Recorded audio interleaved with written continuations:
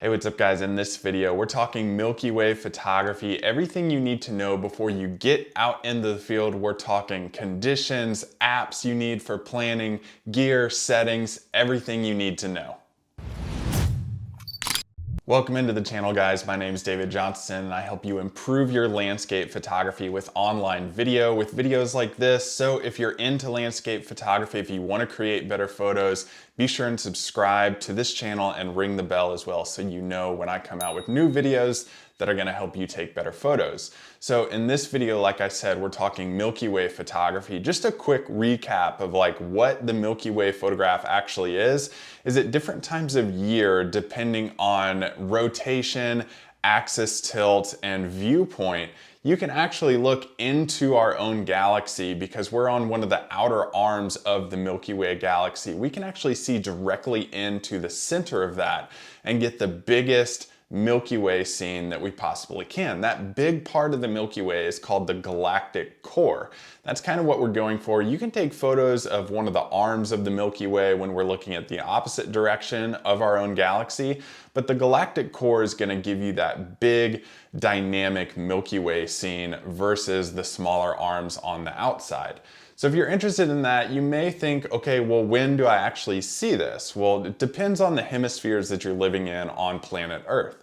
If you're in the northern hemisphere, what you're gonna want to do is photograph this from March to October. Those are the ideal months to give you the best views of the Milky Way. If you're in the southern hemisphere, you're looking at February through October. So if you're in the southern hemisphere, you're getting an extra month to photograph the Milky Way, and congratulations to you. So one of the things that I really like to do about Milky Way photography is planning this out depending on what time of year I'm photographing it. So earlier in the year, let's say March to May, you're gonna get more horizontal Milky Ways. And as that year continues to go in the northern hemisphere, when you get into June, July, August, the Milky Way is going to start to appear when you get a more vertical Milky Way. It's also going to appear earlier in the night than the more horizontal Milky Ways. So that's better if you're not a night person and you don't like to wake up at crazy hours of the night. Let's talk Milky Way conditions. Number one, you want to plan out your Milky Way photography for when you have very specific conditions. First of all, you need clear nights in terms of no cloud cover. You can have some clouds lingering in the area to get some ambient light reflecting off of those in your compositions, but to get the best views of the Milky Way, obviously you need no cloud cover and very clear skies. Now, I found that living in a very humid climate, that humidity kind of affects how much ambient light is reflected around in the atmosphere.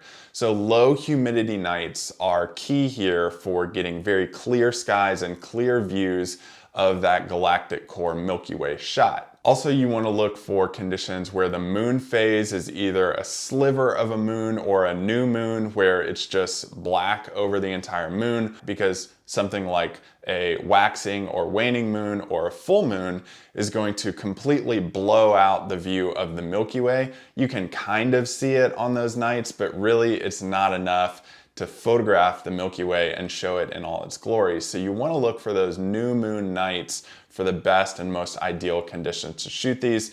That's usually like 4 to 5 nights out of every month. Now you may be thinking, okay, now that I know new moon is kind of the nights to go out and photograph this, how do I find those and plan those out? So I tend to go to one of my favorite apps called Photopills. Not paid or sponsored by them. I just really love the app and think it's the best one for planning out night sky photography. You can go into Photopills and I have a full video, a full recap video on how to use Photopills for planning a night sky shoot on the card showing up on your screen right now. And what that does is you can actually go in and find moon phases. You can click on the Milky Way view and see when that's coming out. You can see a representation of how big the galactic core is actually going to be using Photopills, and you can actually use augmented reality and actually hold your phone up and turn it around in the night sky and see exactly where in the landscape using your phone's camera is the Milky Way actually going to be at any given time during the night on any night throughout any year. So it's an extremely powerful planning tool. Not to mention you can save those plans so that you know the exact times and you don't have to redo those plans over and over. Now, in terms of light pollution and finding dark skies near your area, you also need that. So you want to get as far away from cities as possible to remove the amount of ambient light that's occurring within your composition. So what I like to do that is use a site called darksitefinder.com. And if you look on my screen, I'm using it right now. So let's say I'm photographing anywhere in the United States. So let's just zoom in. And what I love about this is they have color representations of how much light pollution there is in an area. If I'm photographing near my home, I can kind of hover over where Tennessee might be, and you can see I'm very limited in where I can actually go photograph the Milky Way where I live. I found some areas like down here in this part of Tennessee is a good one. Blue is going to be your least light pollution, and the red and white is going to be your most light pollution. So finding blue or black areas on the map is going to be ideal. Now you can also look at different pinpoints like these. These are going to be dark site pinpoints that you can click on and find to easily locate the closest dark sky spots. Even if they are green, they're still pretty dark for what you're trying to do. So obviously, eastern side of the United States is going to be pretty much a no-go unless you're getting lucky. I have found on the Gulf Coast that you get some really good Milky Ways down there as well. I've photographed in Florida before. But out west is typically where you're going to find the most dark sky spots. Places like these, like Black Mesa State Park, places in Arizona, California, Nevada. So you can use darksitefinder.com to find all of these. It's a free website. I'll link it in the comment section and pin that to the top. So be sure to go there and find that. I'll also go ahead and link and pin the Photopills website for you guys to find because they have so many good tutorials on there as well. Now, in terms of gear that you need to photograph the Milky Way before you get into the field and be like, ugh, I kind of didn't know I needed that, and now I need it, and I'm out here and I'm up in the middle of the night, and you know, everything hits the fan. What you want to be sure you have the right gear to photograph the Milky Way. So you probably already have it in your bag, chances are, but just a recap on this. Number one, you want a good headlamp. A headlamp that you can attach to your head and not hold a flashlight in your hand. Yeah, a flashlight can be great for finding different things in your car when you are out, or light painting if you're doing something like that with your foregrounds in Milky Way photography. But I've found that a headlamp works the best because it leaves both of your hands free to change settings on your camera, adjust your focal range on your camera, and switch out lenses if you're doing that too. So a headlamp for me is key. Find one with a red headlight that's on it, because what happens with white light is it adjusts your eyes to daytime. Red light does not readjust your eyes, and when you turn that light off, you don't have to wait for your eyes to readjust to nighttime or dark light. With the red light, your eyes stay adjusted to nighttime so that you can turn that on and off all night long and never have to let your eyes readjust to see the Milky Way again in your composition. You also need a tripod to keep your camera very steady because we are dealing with really long exposures here. Something like 30-second exposures needs a really sturdy tripod. So be sure you have a sturdy tripod. Also, a cable release is key here. If you don't have a cable release though, you don't have to go out and buy one. You can set your camera to like a 2-second timer or a 5-second timer to be sure that everything is very sharp so that when you do press the shutter, it counts down instead of immediately starting that exposure, and may getting a little bit of camera shake just by touching that shutter button on your camera in the first few seconds of your exposure. In terms of lens selection, you want a lens that is probably f2.8 or wider. So this lens right here is a Tamron 17-28 f2.8 lens. This is probably pushing it for me. I would use it for Milky Way photography, but that f2.8 is probably the minimum I would shoot for an aperture width, wideness. I don't know, don't crush me in the comment section for that. The reason you want that to be as wide as possible is because you want that aperture wide to collect as much light from the night sky as possible, allowing you to reduce your ISO and reduce the amount of noise that may get into your sky as well. It also helps you balance the right shutter speed that you need for your Milky Way photography. In terms of settings for your Milky Way photography, we just talked about aperture and why you want that aperture as wide as possible to collect as much light as possible. You want to be sure you're switching to your camera to manual everything. So manual and your exposure speeds, your aperture, your ISO, you want manual focus. Everything needs to be cut in manual mode when you're doing night sky photography. Now for your ISO, you want to set it to what your camera can handle. And the reason why I say what your camera can handle is because different sensor sizes can adjust to higher ISOs better than others. So this is a full frame camera. Your range of ISO maybe be 3200 to 6400 or even higher than that. If you're using something like a crop, like one of the cameras I have on my shelf behind me, that's gonna limit you to like 1600 to 3200. Above 3200, you're really getting into some murky waters of having a lot of image noise occur within your sky, and you want to reduce that as much as possible.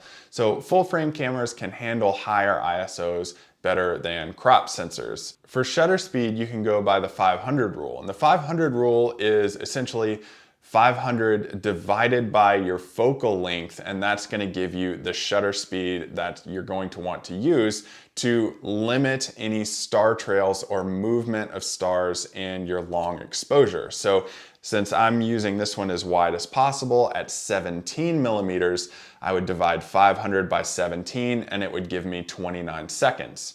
You can still take Milky Way photos with a telephoto lens, say something like this 70 to 200, but I would just have to use that 500 rule to adjust and do some trial and error with the photographs that I was taking. So 500 divided by 70 is going to give me a 7-second exposure, and obviously I would have to really adjust my ISO to bring in more light depending on that shutter speed. Since this one is at 29, I've done some tests with some Milky Way photography, and I like to keep my exposure between 20 and 25 seconds, maybe getting up into 29 or 30, but that does start to introduce some slight movement of stars in the star trails. So I do like to keep it between 20 and 25 seconds because I want pinpoint stars in my Milky Way photography. The forgotten one here is white balance. And instead of keeping your white balance on auto and allowing your camera to decide what the white balance should be for the night sky,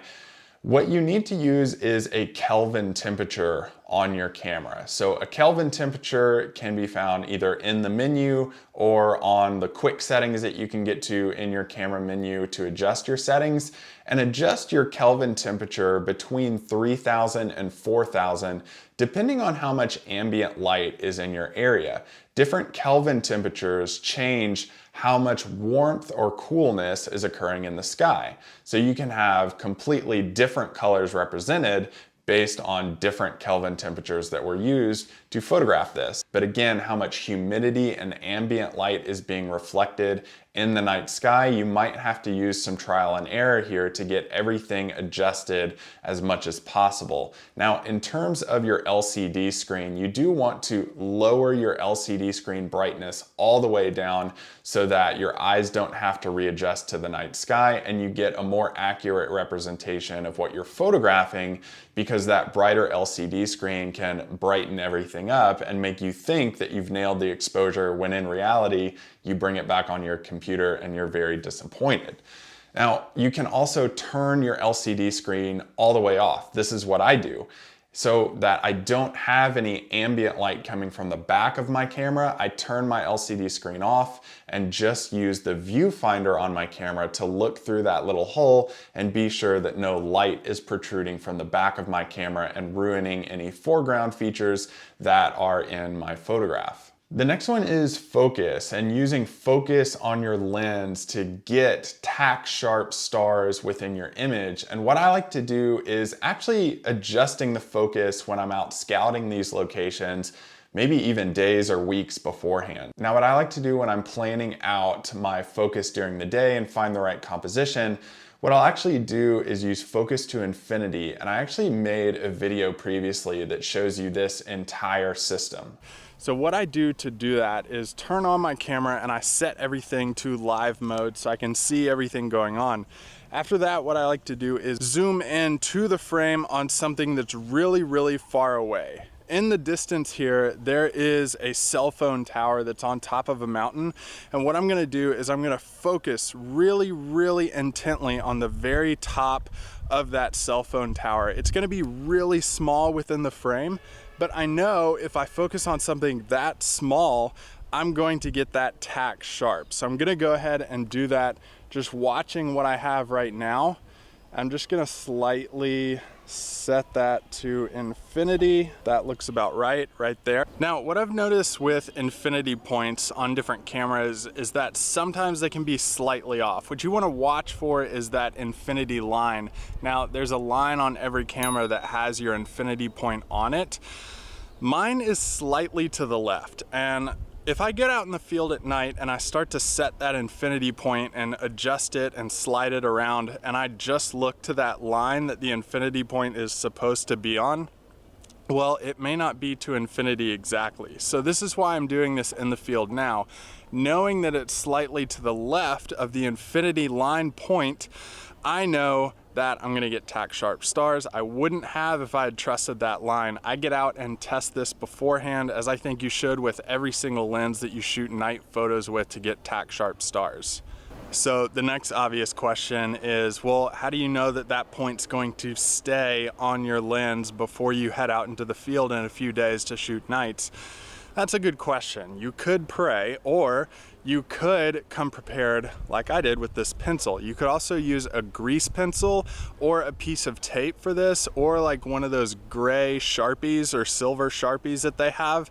And all I'm gonna do to be sure I have this exactly right is I'm just gonna mark on my lens exactly where that point is. Knowing that, I'm going to be able to know exactly where I need to set my lens for infinity. So that process is going to ensure that you get tack sharp focus, and you can even use something like gaff tape to tape down your focus ring and your zoom ring to be sure that that doesn't readjust whenever you put your camera and lens back in your bag to go back that night or a few nights down the road. The next step for Milky Way photography is really up to you. If you want more tips on how to photograph, maybe even edit those photos that you bring back from your night shoot, go ahead and click on the playlist that's showing up on your screen right now.